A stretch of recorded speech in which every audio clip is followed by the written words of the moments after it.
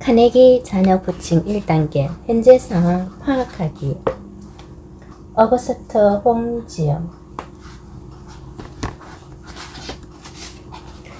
당신은 아이에 대해 얼마나 알고 있습니까? 성적표에는 아이의 현재 상태가 나오지 않는다. 예전에는 수행길을 갈 때면 운전하랴 지도보라 쩔쩔매다가 그래도 안 되면 몇 번이고 차를 세워 길을 물어야 했다. 요즘은 그런 수고 없이도 빠르게 정확하게 목적지를 찾을 수 있다. 바로 내비게이션 덕분이다.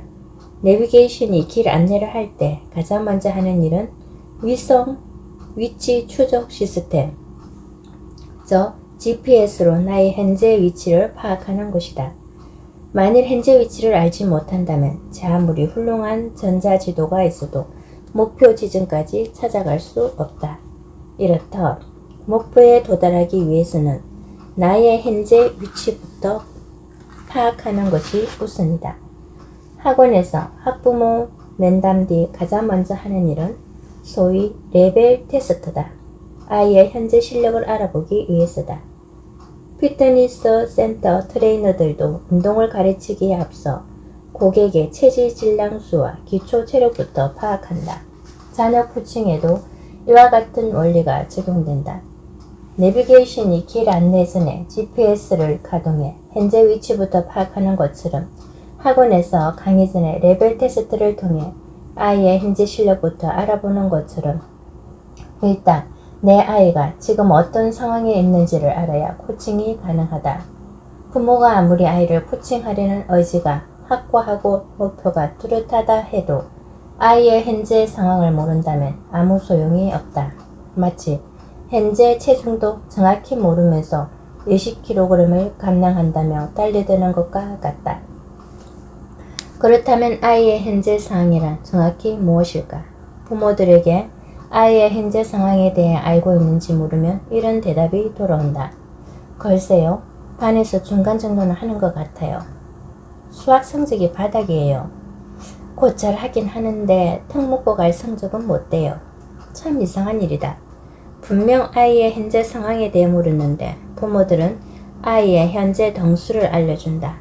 부모들에게 아이의 현재 상태는 성적과 동의이다. 그러나 아이의 현재 상황이 성적만을 의미하진 않는다. 성적뿐 아니라 건강 및 심리 상태, 스트레스 정도, 고민, 좋아하는 친구, 가치관, 꿈과 희망사항 등을 모두 포함하는 말이다. 성적이 아이의 현재 상황을 알려주는 절대적인 지표라면 고민할 필요가 전혀 없다. 성적표만 보면 되니까. 하지만 다른 상황들은 파악하기가 쉽지 않다. 알다시피 요즘은 아이들이 어른 못지않게 바쁘다. 온종일 학원 뺑뺑이를 돌다가 저녁에야 집에 돌아오고 그나마도 휴일에는 컴퓨터나 스마트폰에 정신이 팔려 부모와는 눈 한 번 마주치질 않으니 아이에 대해 도통 알 길이 없다. 그런데도 부모들은 자신이 아이에 대해 아주 잘 알고 있다고 확신한다. 4배 아파 낳은 자식인데 우리 한 가족인데 모를 리 있느냐고 한다. 하지만 안타깝게도 부모들의 이런 확실은 대부분 착각이다. 4배 아파 낳은 자식이니 내가 제일 잘한다? 내가 카네기 스쿨 부모 상담 자리에서 가장 많이 듣는 말은 우리 애가 그럴 줄은 정말 몰랐어요. 우리 애가 그럴 리 없어요다. 카네기 스쿨 아이들에게 가장 존경하는 인물이 누군지 적어보라고 하면 그야말로 다양한 대답이 쏟아진다. 헬렌 켈러, 스티브 잡스, 이순신, 세종대왕, 나폴레옹. 놀라운 사실은 엄마, 아빠라고 답한 경우가 무려 30%나 된다는 것이다. 가족을 위해 힘들게 일하시는 모습이 존경스러워요. 성실히 일하셔서 지금의 위치까지 오르신 아빠를 존경해요. 부모들에게 이 사실을 전하면 에이 설마요 우리 애가 그럴 리가 없어요 라고들 한다. 말 한마디만 건네도 짜증나 죽겠다는 표정을 짓는데 그런 애가 나를 존경한다고요? 아빠 말은 귓등으로도 안 듣는 녀석이 아빠를 존경해요? 딱히 떠오르는 위인이 없었나 보죠? 평소 아이가 내색하지 않았으니 부모가 속 마음을 모르는 것도 당연한 일이겠다. 그런데 이렇게 아이에 대해 잘 알지도 못하면서 단지 부모라는 이유로 자식을 잘 알고 있다고 자신하는 것은 문제가 있다. 1년 전 중학교 2학년 정우가 부모 손에 이끌려 카네기 스쿨에 왔다. 부산에서 올라온 정호는 부모의 이혼 이후 결국 아빠와 살고 있었고 엄마는 홀로 서울에서 살았다. 정호는 소위 문제아였다. 친구들을 괴롭히고 담배까지 피웠다. 이혼은 했어도 정호한테 나름대로 최선을 다했어요. 그런데 요즘 왜 저러나 모르겠어요. 초등학교 때까지만 해도 성실하고 공부도 꽤 잘했거든요. 도대체 뭐가 불만인지 모르겠어요. 이젠 정말 가망이 없는 것 같아요. 엄마 아빠는 도무지 정우를 이해하지 못하겠다고 입을 모았다. 혹시나 해서 카네기 스쿨에 데려오긴 했는데 큰 기대는 하지 않는 눈치였다. 정우는 카네기 수업에 들어와서도 팔짱을 낀 채 삐딱하게 앉아 아무것도 하지 않았다. 하지만 며칠 못 가 조금씩 달라졌다. 트레이니들이 관심을 보이고 격려해주자 여느 아이들처럼 활달하고 진지하게 활동에 참여하기 시작했다. 얼마 뒤 정우 엄마가 면담을 위해 나를 찾아왔다. 선생님, 정우가 얼마 전부터 자꾸만 서울에서 살겠다고 고집을 부리네요. 나도 일 때문에 바빠 죽겠는데 정우가 말썽 부리면 어떻게 감당해요. 아빠 말도 안 듣는데 제 말이라고 듣겠어요? 한숨을 내쉬는 정우 엄마에게 조심스레 물었다. 정우가 왜 서울에서 살겠다고 하는지 생각해 보셨나요? 빤하죠 뭐. 제 딴은 서울이 부산보다 화려하고 좋아 보이니까 그러는 거 아니겠어요? 엄마는 정우 속마음 좀 손바닥 들여다보도 훤히 깨닫고 있다는 식으로 말했다. 하지만 그건 엄마의 착각이었다. 내가 대화를 나눠본 정우는 엄마 생각처럼 철다슴이 없는 아이도 형편없이 삐뚤어진 아이도 아니었다. 널 바빠 얼굴조차 보기 어려운 아빠, 그리고 멀리 떨어져 사는 엄마 사이에서 외로워하는 마음 약하고 여린 아이일 뿐이었다. 정우가 간절히 원하는 것은 단 하나, 엄마 아빠의 따뜻한 관심과 사랑이었다. 그리고 그게 바로 정우가 서울에서 살고 싶은 이유였다. 엄마가 너무 보고 싶은데 자주 만날 수가 없어요. 이젠 엄마랑 같이 살고 싶어요. 엄마가 해준 김치찌개도 먹고 초등학교 때처럼 엄마랑 시장에도 가면서요. 정우는 울음을 꾹꾹 눌려가며 내게 말했다. 엄마도 그런 정우 마음을 아실까? 내가 물었더니 정우는 고개를 저었다. 엄마는 내가 서울에 섰자마 꺼내도 펄쩍 뛰세요. 놀고 싶어서 서울 타령한다고요. 정우는 엄마와 함께 있을 수 있다면 서울이 아니라 그 어디라도 가고 싶었을 게다. 하지만 엄마는 정우가 화려하고 자극적인 환경을 동경해 서울에 온다는 줄로 확신하고 있었다.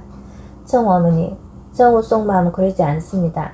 내가 정우와의 면담 내용을 전하자 정우 엄마는 단호하게 말했다. 그럴 리 없어요. 제가 정우를 몰라요?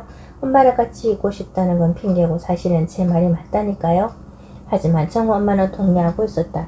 눈시울이 빨개지는가 싶더니 와락 눈물을 쏟기 시작했다. 그날 정우 엄마는 깨달았을 것이다. 정우가 담배 피우고 친구들을 괴롭히고 서울 올라오겠다고 졸라댔던 진짜 이유를, 그리고 아이에 대해 다 알고 있다고 믿었던 자신이 실은 아무것도 모르고 있었다는 것도 말이다. 물에 빠진 아이에게 덩사나를 던져주는 부모.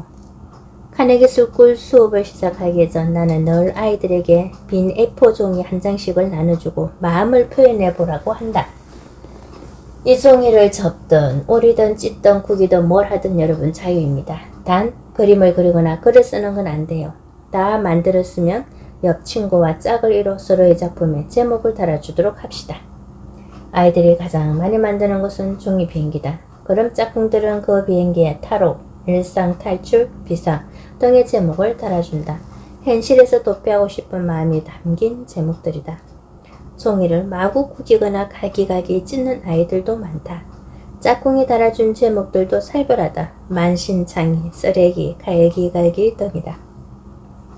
이런 경우에는 아이가 심한 스트레스를 겪고 있다고 봐야 한다. 그런데 부모들은 아이가 힘들어한다는 사실 자체를 아예 모르고 있다. 우리 애가 정말 종이를 이 모양으로 갈기갈기 찢어 놨다고요? 네, 스트레스 받는 일이 있으면 보통 이럽니다. 에이, 그럴 리가 없어요. 제가 무슨 힘든 일이 있겠어요. 그랬으면 티가 났겠지요.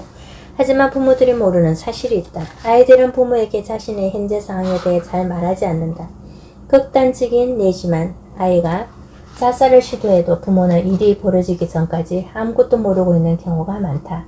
얼마 전에도 왕따를 견디다 못해 자살한 아이의 기사가 실렸는데 그 부모는 아이가 왕따를 당했다는 사실조차 모르고 있었다. 아이들이 부모에게 속마음을 이야기하지 않는 이유는 다양하다. 부모가 걱정할까봐, 부모를 믿지 못해서 괜한 잔소리나 꾸중만 들을까봐 말이 안 통해서 아이는 이렇게 속 마음을 꽁꽁 감추고 있는데 부모는 어째서 아이를 잘 알고 있다고 확신하는 걸까? 이런 부모들이 자주 하는 말이 있다. 하나를 보면 열을 안다고 애 하는 집 보면 빤하죠. 친구를 잘못 만나 그렇지 얼마나 착한 애인데요. 어릴 때부터 순둥이였다고요. 대부분 넘겨짚었거나 부모가 믿고 싶은 대로 믿어버린 결과라는 걸 알 수 있다. 만일 의사가 환자에게 어디가 아프냐고 묻지도 않고 멋대로 넘겨짚어 약을 처방하거나 수술을 해버린다면 어떻게 되겠는가? 부모들도 이렇게 위험천만한 짓을 하고 있다. 아이의 현재 상황을 제대로 파악하려면 아이에게 묻고 속 마음을 들어봐야 할 텐데 그런 노력 대신 넘겨짚고 어린 짐작에서 아이를 판단하고 재단한다. 이렇게 아이를 한참이나 잘못 봐놓고 이리 가라 저리 가라 이끌 수 있을 걸로 생각한다면 오산이다. 아이는 깊은 물에 빠져 허우적대고 있는데 부모는 덩사나를 신겨준다. 아이는 정글에서 길을 잃고 헤매는데 부모는 스키 장비를 내민다. 그러면서 고급 등산화를 값비싼 스키 세트를 사주는데 왜 산 정상에 못 오르느냐고 왜 멋지게 활강하지 못하느냐고 아이를 다그친다. 아이에게 절실했던 건 튜브 하나, 지도 한 장이었는데 그걸 모르는 것이다. 혹시 나도 아이의 현재 상황을 잘못 파악해 엉뚱한 도움을 주는 부모는 아니었을까 반성해 볼 일이다. 나는 아이를 위해 온갖 노력을 다했는데 아이가 내 마음도 몰라주고 따라주지 않는다고 한탄했다면 처음부터 다시 생각해봐야 한다. 우리 아이의 현재 위치는 어디인가? 나는 우리 아이에 대해 얼마나 알고 있는가 하고 말이다. 아이 마음에 오르는 사다리 카네기의 LADDER 공식 아이의 속 마음이 궁금하면 공식을 익혀라. 아이의 현재 상황을 파악하는 가장 좋은 방법은 무엇일까? 마음을 터놓고 대화하는 것이다. 너 요즘 고민이 뭐니? 어떤 점이 가장 힘드니? 제일 관심 가는 게 뭐니? 이런 여러 질문에 대답을 들을 수만 있다면 아이의 현재 상태를 쉽게 파악할 수 있을 것이다. 하지만 문제는 아이와의 대화가 생각만큼 쉽지 않다는 데 있다. 뭐라도 진지하게 물을 낮추면 아이가 은근슬쩍 자리를 피하거나 짜증을 내거나 얼버무리는 부리는 바람에 번번이 실패하기 일수다. 도대체 무엇이 문제일까? 친구들과는 잘도 잘 되면서 부모 앞에서는 벙어리가 되는 아이들이 문제의 근원일까? 하지만 한번 생각해보자. 아이들이 처음부터 그랬는지 말이다. 엄마, 오늘 유치원에서 배운 노래 불러볼까? 아빠, 이리 와봐. 내가 이거 만들었어. 되게 잘 만들었지? 아이들은 언제나 먼저 손을 내밀었다. 그 손을 뿌리친 건 부모들이었다. 지금 바쁘니까 이따가. 저리가 엄마 바쁜 거 안 보여? 아이가 부모와의 대화를 거부하는 것은 단순히 사춘기 탓이 아니다. 아이의 성격이 무뚝뚝해서도 아니다. 부모에게 번번이 거절당했기 때문이다.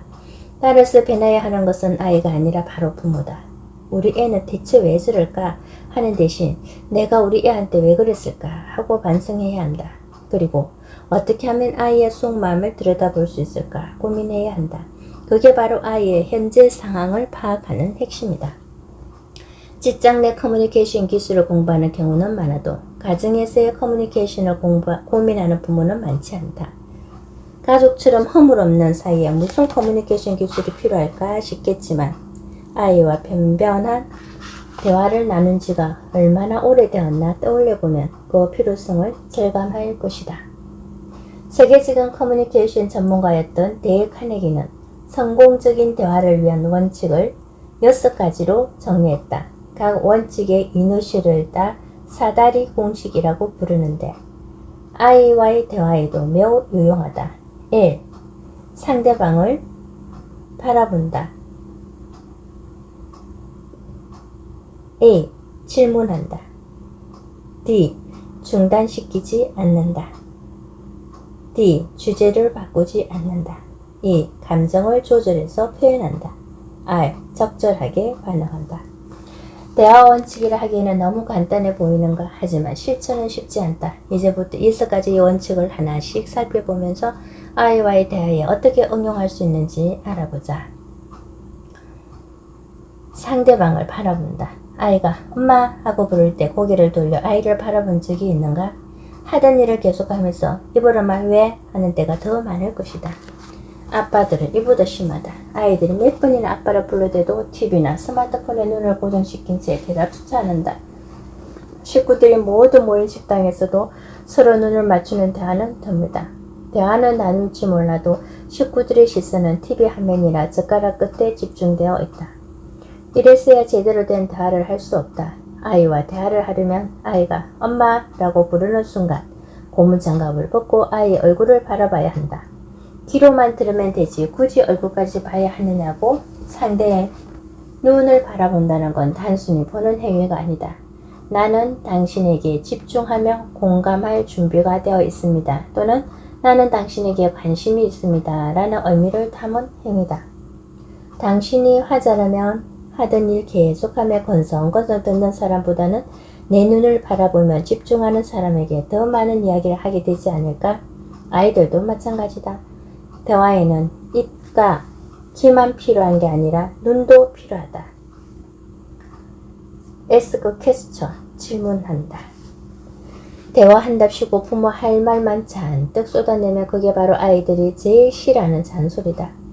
말은 주로 아이가 하고 부모는 질문하고 들어야 한다. 우리 애는 내가 뭘 물어보면 단답형으로만 대답해서 대화가 안 돼요 하고 하소연하는 부모들이 많은데 그것은 아이의 잘못이 아니라 부모가 폐쇄형 질문을 던졌기 때문이다. 폐쇄형 질문이란 네 또는 아니요 식의 단답형 대답을 요구하는 질문이다. 밥은 먹었니? 학원 갔다 왔어? 숙제 다 했어? 등이 폐쇄형 질문에 속한다. 아이와 풍부한 대화를 나누기 위해서는 폐쇄형 질문이 아닌 개방형 질문을 던져야 한다. 점심에 뭐 먹었니?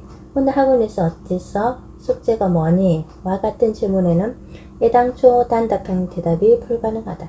이렇게 더 많은 이야기거리를 끄집어내는 질문이 바로 개방형 질문이다.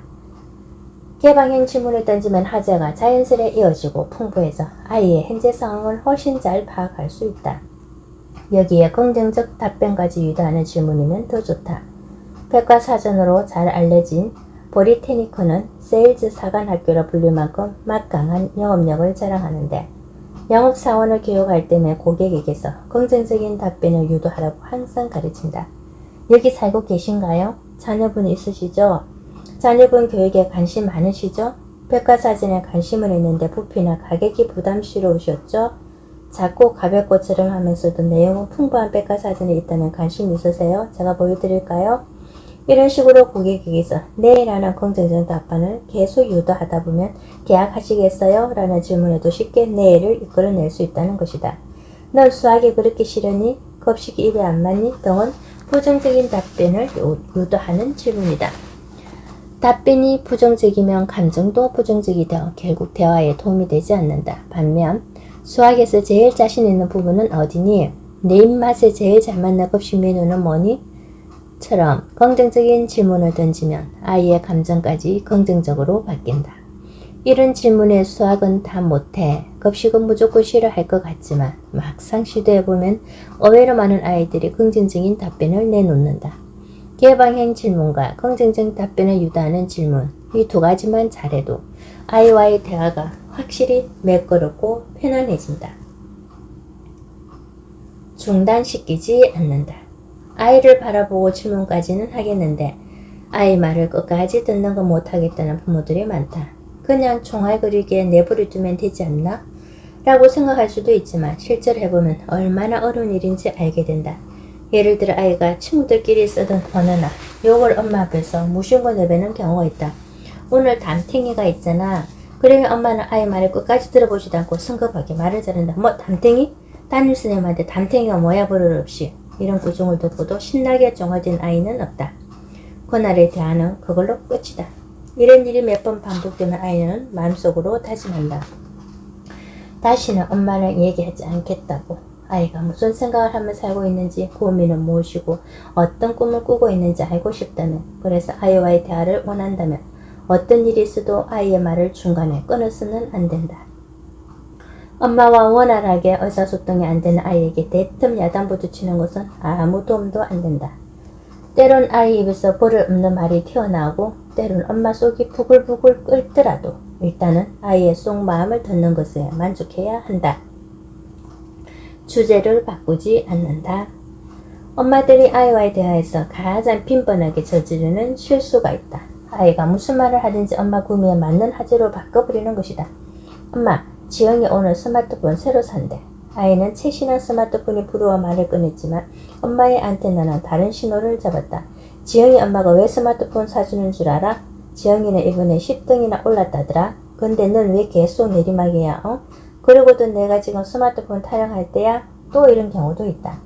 엄마, 우리도 1박 2일에 나온 대로 여행 가면 안 돼요? 중간고사가 코앞인데 가기는 어딜 가니? 너 시험이 언제랬지? 공부나 하고 있는 거야?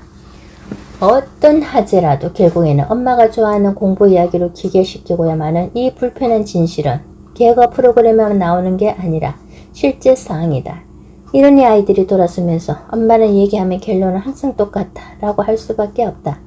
이런 대화 패턴을 가진 엄마라면 대화의 목적을 끊임없이 상기할 필요가 있다.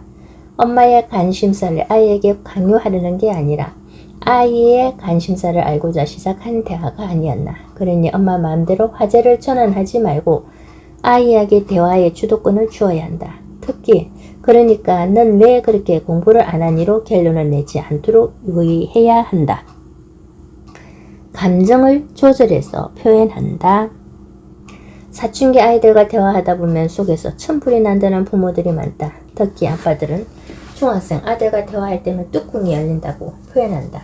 내 마음대로 안 되는 아이가 답답해서 사춘기랍시고 반항하는 모습이 기심해서 더 이상 대화를 못하겠다는 것이다. 대화를 하다 감정이 격해졌을 때 이성을 찾아야 할 쪽은 당연히 부모다. 그따위로 하려면 다 때리쳐 하고 불호령을 쳐봤자 남는 건 죄책감과 후회일 뿐이다. 아이 때문에 뚜껑이 열린 만큼 화가 치솟는다는 부모들에게 나는 이 주문을 외워보라고 충고한다. 나는 코치다. 나는 부모가 아니라 이 아이를 바르게 성장시키기 위한 코치다. 지금은 아이의 현재 상황을 파악하는 게 목적이다. 그러니 화를 가라앉히자. 나는 코치다. 아이와의 감정 싸움에서 먼저 폭발하는 쪽이 진다. 앞으로는 폭발하려는 순간에 마음을 다잡고 이 주문을 외워보자. 내 배 아파 난 자식이라고 생각하면 아이의 모든 말과 행동이 서운하고 괘씸하지만 아이와 자신을 냉정하게 분리시키면 이성을 되찾을 여유가 생기게 마련이다. 적절하게 반응한다. 지인 가운데 외국계 기업 최연소 부장을 지낸 여성분이 있다. 지금은 또 다른 외국계 기업 CEO와 결혼해 외국에서 살고 있다. 그녀는 누가 어떤 말을 하더라도 늘 멋지다고 칭찬한다. 누군가가 어제 본 영화평을 이야기하면 와 정말 멋져요. 어떻게 그런 생각을 다 해요? 하고 진심으로 감탄한다. 힘들었던 시절 이야기에도 정말 멋지네요. 그렇게 힘든 일을 어떻게 이겨내셨어요? 하는 반응을 보여준다. 그러니 그녀 주변에는 늘 사람이 많을 수밖에 없다. 나는 그녀가 이런 나이에 직업적 성공을 거둘 수 있었던 비결이 바로 와 멋져요 라는 감탄사에 있다고 생각한다. 누군가의 이야기에 적절하게 공감하는 것은 커뮤니케이션에 절대적으로 필요한 능력이다. 카네기도 대화의 마지막 원칙으로 공감적 경청을 꼽았다. 부모가 아이 말에 적절하게 맞장구 치면서 반응을 보이면 아이는 부모에게 인정과 이해를 받는다는 생각에 고무돼 더 신나게 말한다. 와 정말 멋지구나. 진짜 재밌었겠다. 아이고 실망이 컸겠네. 식의 적절한 추임새 한마디면 아이를 얼마든지 수다쟁이로 만들 수 있다. 반복해 말하지만 자녀 고칭은 부모가 말을 많이 한다고 되는 것이 아니다. 그보다는 아이들 말을 많이 들음으로써 이루어지는 것이다. 부모가 아이의 말을 잘 들어주면 아이는 더 많이 말하게 되고 그럴수록 부모는 아이의 현재 상황을 더 잘 파악하게 되는 동시에 아이와 친밀감을 쌓을 수 있다. 자녀 코칭은 이런 바탕 위에서만 가능하다. 이렇게 부모 자식 간의 믿음과 친밀감이 쌓여야만 아이가 부모 말을 잔소리로 받아들이지 않는다. 지금까지 카네기의 6가지 대화 원칙을 살펴보았다. 이 원칙들은 눈으로 한번 읽었다고 체화되는 것이 아니다. 틈날 때마다 다시 읽고 상기하고 훈련해야 한다. 단 몇 번 만에 성공할 것으로 자신해서는 안 된다. 처음에는 부럭 화를 내고 멋대로 아이 말을 끊고 내가 원하는 화제로 전환시키는 예전 버릇이 또 나온다. 하지만 포기하지 않으면 성과는 반드시 있다. 이 6가지 대화 원칙을 통해 아이와 웃으며 대화하고 아이에 대해 더 많은 것을 알게 되는 부모가 많아질 거라 확신한다.